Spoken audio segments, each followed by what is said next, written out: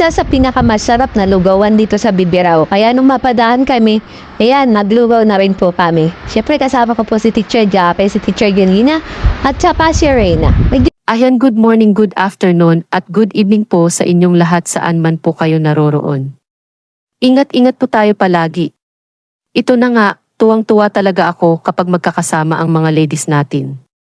Napakasaya kasi nilang panoorin lalong-lalo na si Teacher Jackie na may pagkakomedyante talaga. At sa pagkakataon na ito ay 4 silang magkakasama. Si Rhoda, Reyna, Teacher Jack at Teacher Jolina. Napadaan sila sa isang lugawan para kumain pero kapansin-pansin na meron palang pagkawerdo itong si Teacher Jack dahil nilalagyan niya ng binigar ang kanyang lugaw.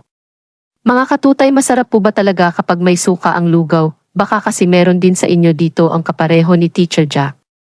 Anyways, mukhang sarap na sarap nga sila sa kinakain nila kasi.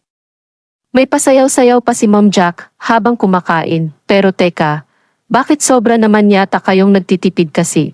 Pinagsaluhan pa ni Mom Jack at Mom Jolina ang isang order na lugaw tag 10 pesos lang naman daw sabi ni Rhoda. Ganito ang gusto namin ang mag-sharing kami sa kinakain, sagot naman ni Teacher Jack. Pero maya-maya lang ay hindi rin nakatiis si Teacher Jolina at umorder na rin ng para sa sarili niya. O paano na yan, Mom Jack? Mukhang nadaya ka ni Mom Jolina kasi nakihati siya sa pagkain mo.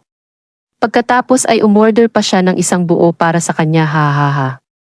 Pati si Reyna ay mukhang enjoy na enjoy din sa lugaw niya kasi parang nainganyo siya sa style ni Mom Jack kaya humingi na rin siya ng suka para malagyan din ang kanyang lugaw, ha. Grabe ang saya-saya ninyo dyan, ha. Mas sumarap nga daw ang lugaw sa kainan na yun dahil maraming luya at ito ay iniluto sa kahoy. Yes, I agree. Anything na niluto sa kahoy ay mas masarap talaga dahil may kaakibat ang aroma nito na medyo amoy usok pero nakakadagdag linamnam. Naalala ko tuloy ang nanay ko noong maliliit pa kaming magkakapatid. Every weekend kapag day off sa work ang tatay ko ay sa dirty kitchen nagluluto ang nanay ko at kahoy ang gamit pang luto, pati mga kaldero na ginagamit niya ay yung gawa sa clay. Meron din kaming dulang yung mababa na lamesa at naka-squat kayo kapag kumain o kaya ay upo na lang sa sahig.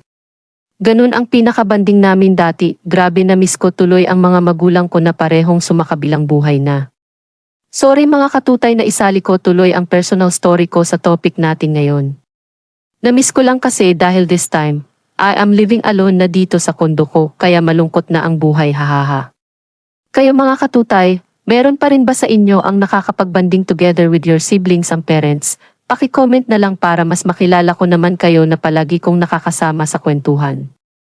Panoorin natin ang maiksing video mga katuts. Sinusukaan mo? Kakaiba rin to.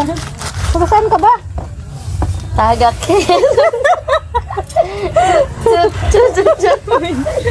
Uy, joke lang po. Taga-Quezon po. Sikat mo yan! Wala na. Di ako magkakat niya. Nakain lang naman Auntie, yeah. Okay. Sarap nga. Tingin ba ako na? Mag-order ka na. Ate, pingin pa ako isang ano? Yung ka sa tabi niya, ano? Isang ano? Ate, pwede po ako isang ano? Kutsara. Kalay po. Ay, kala ko Kutsara din po. Kutsara. Ay, isang kutsara po kasi hati po kami. Grabe yung pagtitipid po nila. Ano po kami, sanay kami sa hirap ng buhay. So, bakit ayaw niyo pang umorder ng isa? Gusto nga namin to. Gusto namin Yung share. Maawa ka naman kay Julina. Pusugin mo naman. Gusto mo ba? Yung mag-isa? Gusto sama lang tayo. Grabe. At dahil napatunayan ni Teacher Jolina na masarap ang lugaw dito, ayan, umorder na rin siya ng isang order para sa kanya.